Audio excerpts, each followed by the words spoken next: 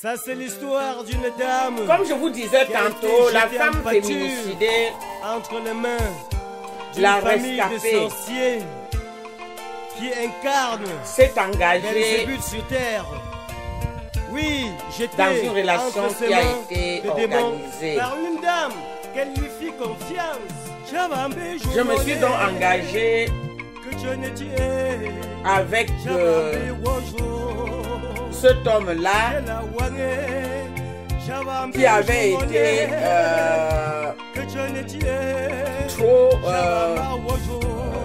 été comment dirais-je ça, trop fair play, trop valorisé.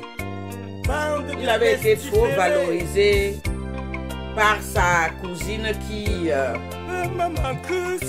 le mettait les barres très haut pour vanter ses qualités, etc. Mais bon, lorsque j'ai vu donc une fois arrivé sur place, j'ai vu sa condition de vie les plus désastreuses et les plus misérables. Nous avons eu un moment d'entretien, on s'est entretenu. Bizarrement, j'ai constaté qu'il ne parlait pas beaucoup. C'est plutôt moi qui parlais. Cette famille de démons qui incarne sur terre spontanée Belzébuth et Lucifer.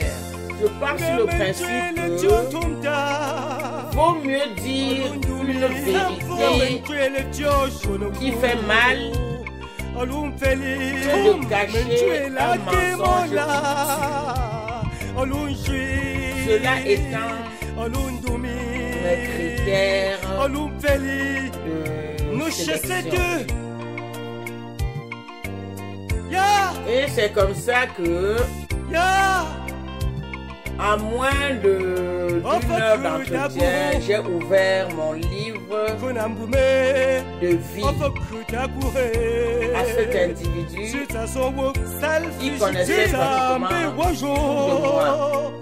que j'étais à peine divorcée, que j'étais mère de famille, que je travaillais et que je vivais en Europe depuis près de 30 ans et que le Cameroun était mon pays d'origine et que j'étais aussi originaire de l'ouest du Cameroun et que notre relation, ce qui nous plaisait, c'était d'épouser un homme du Cameroun et de surcroît de la province de l'ouest autant que moi et que, bon, c'était un peu mes raisons de m'engager avec cet homme qui en réalité n'avait rien à mettre en avant. Et association des malfaiteurs, je me suis engagé en lui faisant comprendre que quand je m'engage, c'est pour une famille de aller loin et c'est pour aller vite. De l'obscurantisme, puisque à la quarantaine, on n'a plus trop le temps à perdre. Et comme il m'a laissé entendre qu'il n'a pas d'enfant, contrairement à moi que j'en avais et que je lui en ai informé, donc il m'a fait comprendre que sa raison de ne pas avoir d'enfant, c'est parce qu'il se préservait pour les avoir que dans un mariage. Et comme notre relation avait pour but de se marier, donc pour toutes ces raisons, il fallait qu'on aille vite, car le cycle de la femme est limité dans la procréation. Donc pour aller vite, et comme c'est moi qui étais la personne pouvant aller le voir, c'est comme ça que de 2000 jusqu'en 2002, alors là, j'allais seulement au Cameroun le voir, puis il devenait capricieux. Il devenait capricieux. Il était tout le temps malade, on veut le tuer. Il était tout le temps malade, on veut le tuer. Pourquoi? Parce qu'il est l'héritier de son père. Pourquoi? Parce que sa femme vit en Europe. Pourquoi? Parce qu'il doit aller en Europe. L'individu avait pour dialogue, on veut le tuer. Et cela m'inquiétait d'autant plus que je me suis retrouvé amoureux de lui. Je me suis retrouvé à faire passer ses intérêts avant les miens. Donc je faisais des voyages comme ça parce que monsieur est au lit en train de pleurnicher. Me voilà qui négocie mon travail, qui prend un temps et qui prend l'avion et qui m'en va le voir. Et que cela a duré comme ça 2 années où je faisais des voyages et des voyages. J'étais en France de corps et au Cameroun d'esprit. En déposant dans les parois génitales, je croyais que le mariage était pour moi le moment de répit. Alors là, c'était sans savoir que j'étais comme ça en train de signer mon pacte avec le prince des démons.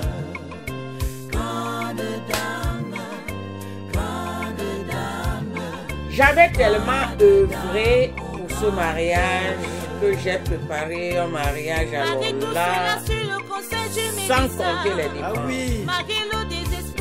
Sans compter les dépenses. Non, c'était trop beau, c'était trop vrai. Mais la tromperie jusqu'à ce niveau-là, que tu me trompes pour arriver aussi en Europe, après tu fous ton camp. Que tu me trompes pour manger tout mon argent, après tu vas au diable. Que tu me trompes pour coucher avec moi, après tu t'en vas, mais que tu me trompes pour m'estorquer tout ce que tu as pu m'estorquer durant 2 ans. Et comme si cela ne suffisait pas, dès que je signe le document du mariage avec toi, c'est devenu alors maintenant la phase de m'escroquer sanitairement parlant. La nuit de noces qui me contamine le HIV-Sida. Je dis la nuit de noces. Passer dans un lieu, alors un lieu 5 étoiles, le standing est offert par ma famille. Ils ne se gênent pas de me contaminer le HIV-Sida. Toujours dans l'intervalle de ce moment, on va à Bafoussam pour aller dire au revoir à mes parents puisque je devais regagner l'Europe. Il ne se gêne pas de m'amener chez un marabout auquel il prend une poudre pour me donner de venir expérimenter dans ma maison pour faire lâcher mes enfants. Parce que le successeur de mon père veut tuer mes enfants. Devant mon étonnement, je dis, bon, comme on est en train de descendre au village, je vais lui poser la question. Hein. Il dit, mais surtout pas.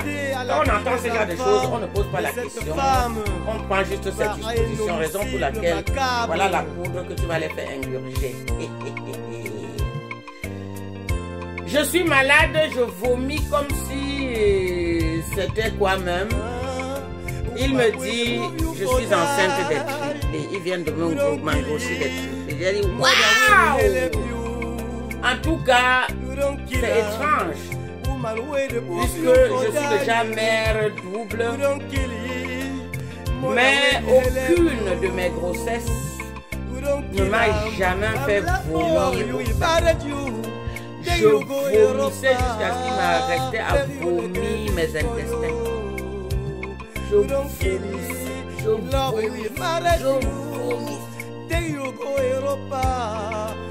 Ok.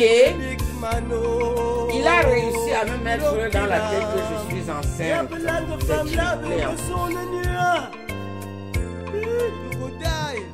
Je finis mon séjour. Le mariage vraiment était catastrophique. J'arrive à l'aéroport le jour où je voyageais, pendant que je m'attends qu'on s'en lasse un peu, et qu'il m'accompagne jusqu'au service de douanier puisque c'est mon époux. Mais je regarde qu'il a déjà disparu. Je suis seul à prendre les escaliers là pour monter en haut. Il a déjà disparu. Je regarde, je le vois en train de partir avec ses amis. Je me dis, mais à quoi il tout ça?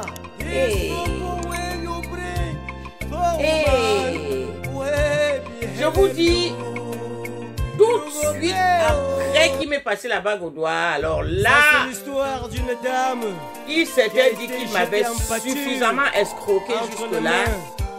Et que là maintenant, c'était devenu maintenant la phase de l'outrance, maltraitance entre ses mains jusqu'au crime.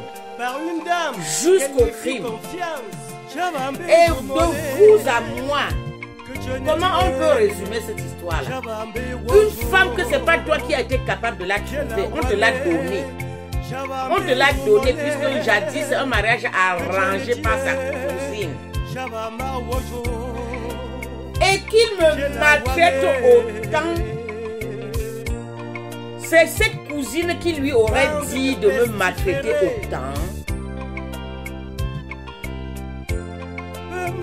Dis-moi, c'est cette cousine que peu après avoir réussi tout leur plan, il est revenu 8 ans après pour m'exterminer. En introduisant cette fois-ci dans mon organisme ces totems de serpent. Et je peux vous dire que c'est dans mon Pyrénées là, son totem du serpent, après avoir visité mon corps, visiter mes organismes, mais c'était dans mon corps, ça baladait partout et je sentais balader.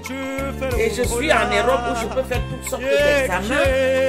C'est des gens humains pour lesquels la vie humaine passe avant tout. J'ai fait tous les examens, mais le mal se dissimule de telle sorte qu'on n'arrive pas à le déceler.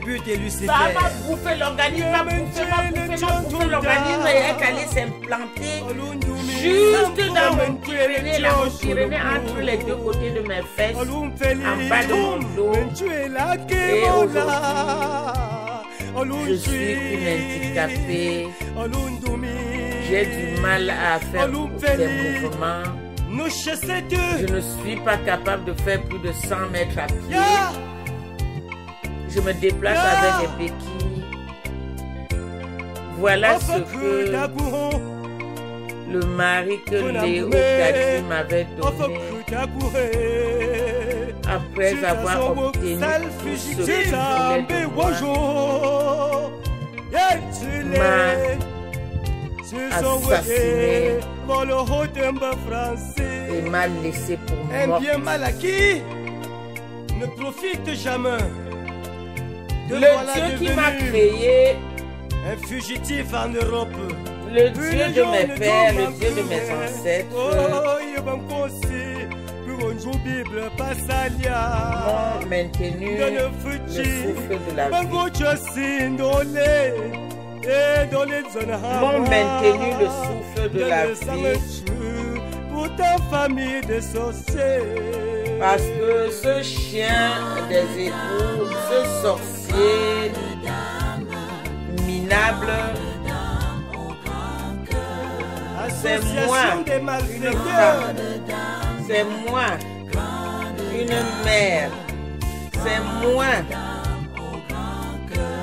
une quarantaine qui parle sortie des égouts, de l'obscurantisme, qui l'amène en Europe, et tout ce qu'il trouve à faire est de me plier dans un fauteuil alors que je ne lui ai jamais rien demandé, jamais, je dis bien jamais rien demandé, même pas de m'épouser, même pas de m'épouser. Dieu m'en est témoin que c'est Léo Kadi qui m'avait envoyé et qu'elle m'avait envoyé par coup de supplication